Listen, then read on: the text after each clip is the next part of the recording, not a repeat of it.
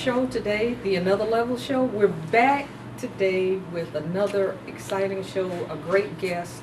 We have Brian Gallimore from the beauty agency who's made my friend here, Sharon Johnson, look just absolutely beautiful. He did. He did a great makeup job, and Brian is going to talk to us about the age-appropriate makeup, what we need to do in the morning, what we must do every day or not do every day, and just give us some hints on how to prepare to go through this aging process looking glamorous as we would like to do. So Brian, welcome.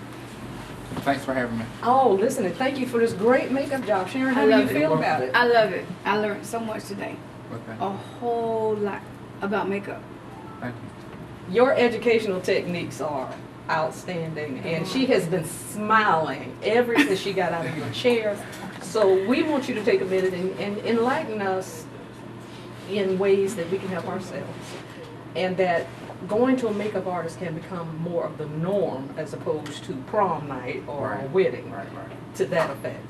In my opinion, I think cosmetics or wearing makeup is really, really important because it helps to enhance and build your confidence. It can help you get a job. It can help you to just overall boost your confidence as well, because a lot of people like in today's society with the younger generation wearing bolder colors or being more outspoken or outstanding, that's a trend or a statement. For business purposes, wearing a more subtle makeup or more subtle technique, that helps to definitely knowing that you have to take care of your health. You know, what you eat and what you drink will definitely show in your face and on your skin. So definitely knowing to moisturize, definitely taking care of your face, because when people see you or come into contact with you, your face and your hair is what they're going to see. You know what I'm saying? If you take care of how you look, that gives a better perception of you in general. So definitely investing in your cosmetics, your hair, your makeup, what you eat and how you take care of yourself will definitely show, and just help you out in the long run. Great, that's good information. My mind, body, and soul. My mind, body, and soul. Inside I still remain, but my mind. And what we're going to be talking about today is basic makeup applications to achieve an everyday look. I'm going to start off with a prime look that consists of moisturizing the skin, applying concealer and foundation, blush, eyeshadow, and also to take this look into a nighttime look or to a more of an event-oriented look. So today we're going to start out by applying a moisturizer. And what moisturizer is going to do is going to prep the skin for foundation. A lot of times people like to apply foundation without priming or moisturizing the skin, and this can really enhance a any dehydrated areas of the face. Normally around the eyebrow area, around the corners of the nose, everyone has a tendency of having dry areas in those areas. So I'm going to use, ma'am? Mine is dry. Hit me up. All right, I got you. So what I'm going to do, I'm applying your moisturizer with a flat foundation brush. Okay. This moisturizer, typically you apply it to the center of the face and spread it out. Okay. How are you feeling? I'm feeling good. I'm ready to look beautiful. So with moisturizer, like I said, the primary function of a moisturizer is to moisturize any dehydrated areas so that your makeup or your foundation goes on really, really smooth. And the foundation that I'm using on her today is going to be a powder foundation which sets to a matte finish. So matte finish is going to have a dry effect. So if you apply dry on top of a dry area, it's going to really, really magnify and going to give you an unrealistic approach. We want the skin to really look nice, fresh, and young. Say that word again. Nice, fresh, and young. Now let me ask you a question. Yes, Do you use this moisturizer every time you put on your makeup? definitely every time. Okay. Definitely every time. And it's not going to give you a oily or greasy look. Okay. This is a water-based moisturizer. Okay. Okay. So now we have your moisturizer on. The next step is to apply primer. And what primers do, primer is going to give you a nice base for your foundation to adhere to the skin. Moisturizer is going to give you moisture. And what primers do, this is a kind of like an adhesive on the skin. And what it does, it helps to minimize any enlarged pores, any fine lines, any wrinkles, so that the makeup, it improves your makeup wear. So this is a white lotion that once it's applied to the skin, it disappears into the skin. And like I said, it'll help to give you a little bit more wear with your foundation. If you just apply a powder or a liquid by itself, it's not going to last as long. But this is another thing you do every day when you're doing your makeup. Every day. Okay. I would definitely incorporate this routine into your foundation regimen. And if you're a woman on the go, you can actually apply these two products together. You can put a little bit of your moisturizing in with your primer, smooth it in with your brush or your hand. I recommend using a brush because what a brush is going to do is going to ensure even coverage. Okay. So what's the difference between the brush and the sponge? Sponge is going to soak up a lot of your product. Sponges are going to be, over time, using the same sponge, it's going to pick up a lot of oil that you produce on your skin anyway, and it's a host for bacteria. So using brushes are definitely going to help with your product. Okay. All right. Next step, me personally, I like to emphasize on the eyes first, because if you're going to do makeup using any type of eyeshadow, may fall out and collect onto the skin, so I would like to use another primer. And so that's definitely important with using foundation or eyeshadow. The skin has to be moisturized and primed, just like if you were to paint a car or paint a wall or anything, the surface has to be smooth, primed, and then you apply your finishing product. So with this primer, this is a neutral eyeshadow primer. This is going to be used with a soft, fluffy brush. I'm going to have you close your eyes for me just a second. Let me know if I'm going too far. And primers are going to softly highlight the eye area. Some primers can be worn alone, but I'm going to pair this with the eyeshadow on top. And do small circular motions until you get the product blended in. So if I was doing my own makeup, it would be wise if I put the primer on with my eyes next? Yes. So that way that gives you time, the skin time to go ahead and absorb the moisturizer and plump, and so that way by the time you apply your foundation, it's ready for it. So this only takes a second, only use a little bit, smooth it out so there aren't any creases. And you want to take your primer from the lash line all the way up into the brow bone.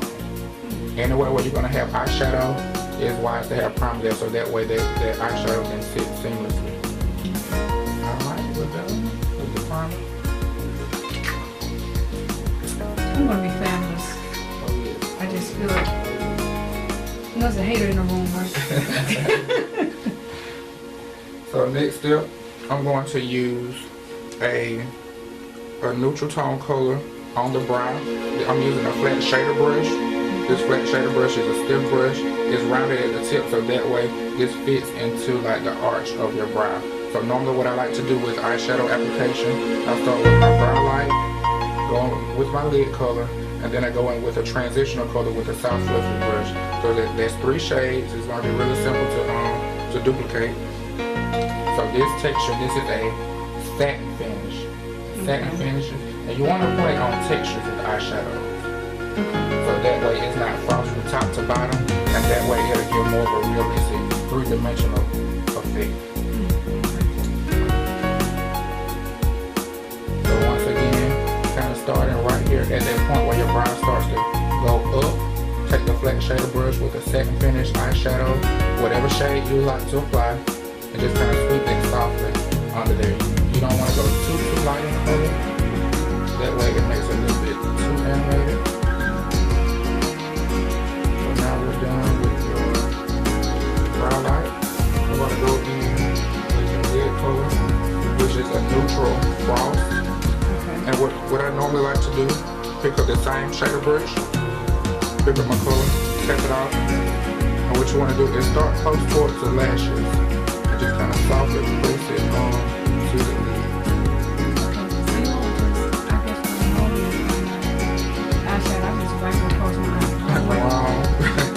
Wrong. And I hope you're not using your fingers, and I hope you're not using your Sometimes. When it's just quick and easy, but the main thing is brushes are going to give you a better effect.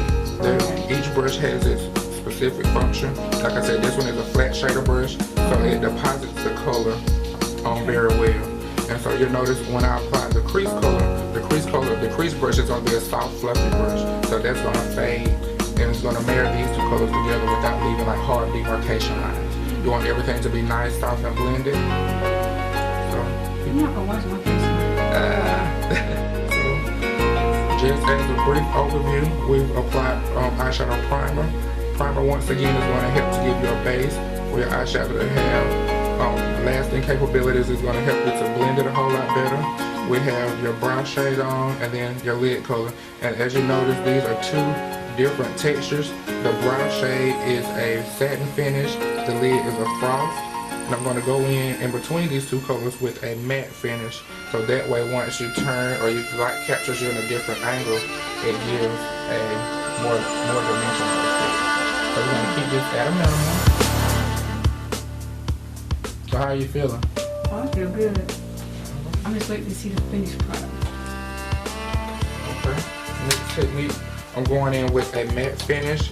This color is handwritten. And this is with a soft fluffy brush. Notice that this is a small rounded brush. And if you note here, this is going to be your brow light area, right here under the brow. Your lid is going to be the soft area over your actual eyeball. Okay. And then this actual area right here that which recedes in between the two areas are going to be your crease. So notice that we're going to play on texture. So close your eyes for me. And normally what I like to do is start the crease color in the outer area, kind of go up right here, kind of matching. And you want to follow your features. Once you notice, your features, it fits and it looks good and it looks well for you each time. So start right here in small circular motions, traveling this brown shade up just about right here where the highest part of your brow is. And depending on the look, you can take a crease color all the way in. And if you would touch a little bit, just a little bit more. And let me know the next one.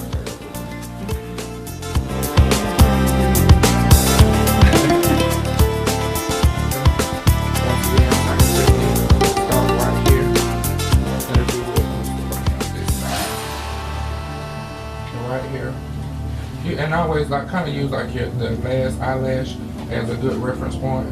Start. And you want to, and how you hold your brush is very important. Holding it by the end, you're not going to hold your brush like you're writing against the hand. You know what I'm saying? So just kind of hold the brush by the end, that way you have more control at the tip.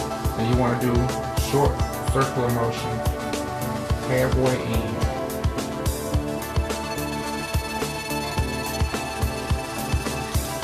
Tap off any excess. It's always good to build your eyeshadow. You don't want to go in and pick up a whole lot of product and then you have a miss and it's hard to kind of take it off. But the primer is really going to make the eyeshadow sit in place really, really well. Alright. And I got your eyes out. I know. So just remember technique as a soft effect, soft, short, circular motion.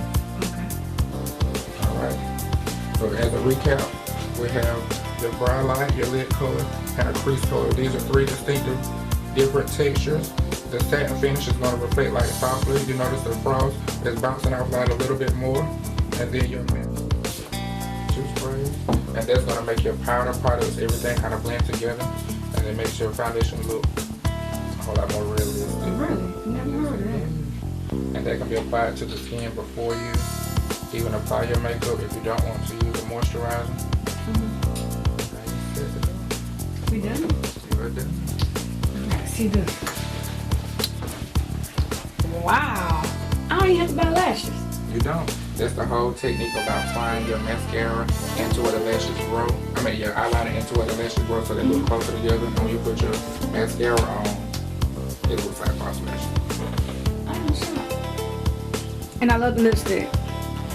Because I wear neutral and you really can't tell I got a lipstick or lip gloss. So I got a little reddish. I love it. Can't take you home with me? Okay, so, really, you did a never heard of all this stuff It's important. It's important. Yeah, so much that we don't do. at all. I didn't even know about the spray. I was just spraying my I know hair. they used to spray with water, you know, just when they finished everything, they would spray with water. So if you want to take this look into a nighttime look, I would incorporate maybe a darker, like a matte black into the crease. Kind of smoke it out just a little bit more instead of using the neutral. And then that way, you know, that can give you a little bit more of a smoky eye.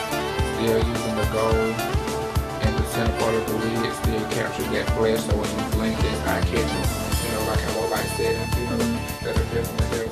So if you want to transition, you know, this simple look into a nighttime look, I would incorporate like a matte black color and the same technique as to how I was saying, like right on the outside and inward, still leaving the majority of your lid black, but doing a short circular motion, and that'll enhance it into a nighttime look.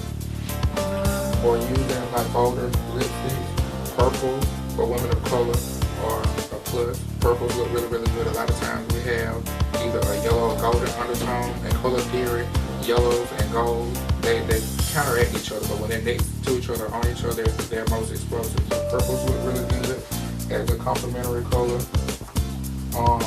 Reds look really good. A lot of people are afraid of reds, but if you follow that same technique as applying like a liner, once you go and put like a strong color like a red onto your lip, it makes your lips appear like they're this big.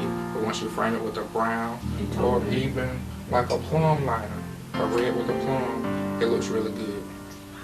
It looks really good. Cause I did everything with the black. I thought this was just lying with the black. You don't need it. Only black for your eyes. Okay. So that way that keeps the center portion, because everything else is like a neutral brown. So it makes your eyes like the center portion, the center point. Very nice. I have to try this again. Okay. And once you get accustomed to doing it, it'll be really, really easy. You'll be able to blend it. I promise you. I promise you. It may take some time, but once you... I know. But you know, my daughter, my oldest daughter, she does the whole 9 yards. I promise you, you get And this one it. does so great. She does everything. And I'm like, why are you doing all that? Let's go. But now I understand. It really does make a difference, because if you're applying any foundation, whether it's powder, liquid, or cream, onto a dehydrated surface, a lot of times the cosmetic is going to be a matte finish, or it's going to magnify or pick up any dead skin that needs to be exfoliated. So it's good to go ahead and rehydrate that skin before you put any finishing powder. Yeah, no, you look beautiful. He did a great job. And you said so much stuff that I never we heard do of all not this do. stuff. It's important. It's important. Yeah, so much that we don't do. I didn't even know the spray. I just sprayed I my know hair. they used to spray with water, you know, just when they finished everything, they would spray the water on it. Yeah. So if you want to take this look into a nighttime look, I would incorporate maybe a darker, like a matte black into the crease. Kind of smoke it out just a little bit more instead of using the neutral. And then that way, you know, they can give you a little bit more of a smoky eye. Still using the gold in the center part of the lid, still captures that flash, so when you blink, that's eye catching. You know, like in low light settings, you know, that'll definitely help. So if you want to transition, you know, this simple look into a nighttime look, I would incorporate like a matte black color. And the same technique as to how I was saying, like right on the outside and inward.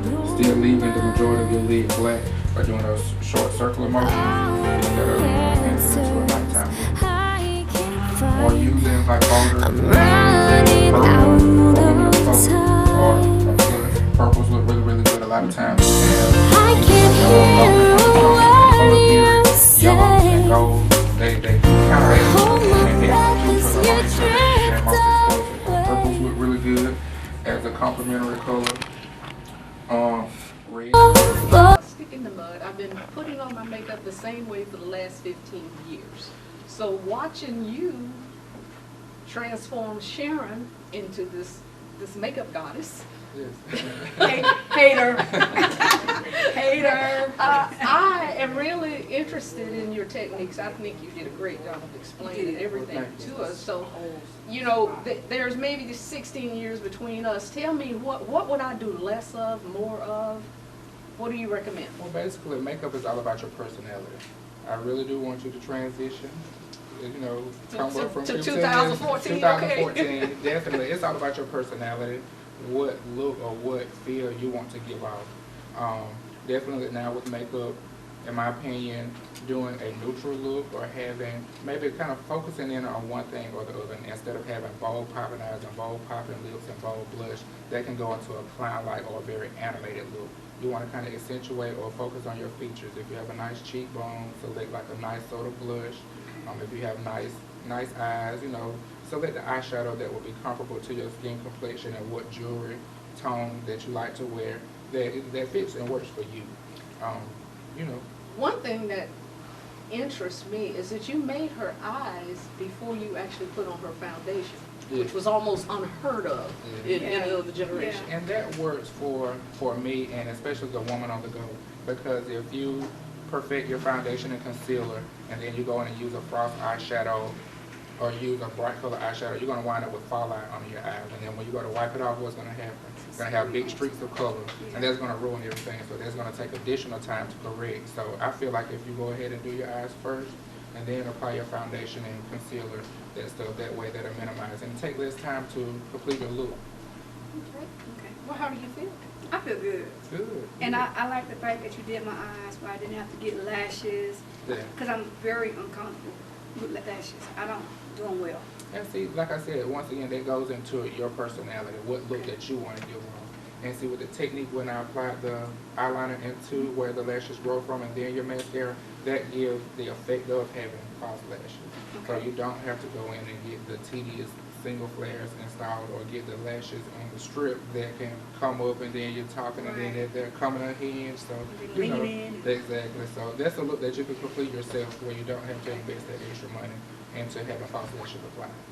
And the thing about lashes, you are so conscious of them. Exactly. You You're can never feel them. in a state of mind that they are not there. You know you have that, on yeah, false exactly. eyelashes. Yeah. And you can't see I can't see with them. And I that's can't see actually it right. damaging to a degree. A lot of people get in the habit of wearing them so often they can make the eyelashes shed, and it's not a good thing. It's not, a Not good really thing. healthy for your eyes. And if you wear contacts, and I do, they can cause problems. Exactly. Yeah. As well. Well, you did a great job of matching her foundation to her complexion. Thank You you. did. And when you go to the counter, Yes. that is the biggest test for the clerks, the customer service people. They just really cannot match these foundations to your skin. And there seem to be more now than there ever were. Exactly. Is there a method? Well, the primary method is knowing your skin's undertone. A lot of African American women, either you have a yellow undertone or either a warm undertone. She would be considered a warm. I use a neutral warm. You have a yellow or a golden undertone, more of an olive. So that way, knowing what your skin's undertone is before you go to a counter will help you to kind of already know what direction you should go in. Some good key indicators when selecting a foundation, I always advise to do 2 or 3 colors. The color that blends seamlessly into the skin is the correct shade. If it goes darker or looks smutty, that's too dark. Or if it creates a powder cast, or if you can instantly see like a lightning effect, it's too light. Your foundation should disappear into the skin and should not be noticed. So that way, when you transition or turn, you should not have a demarcation line. Oh, It should look gosh. like skin, so. I know you making don't. sure- I Okay. don't today. You don't today?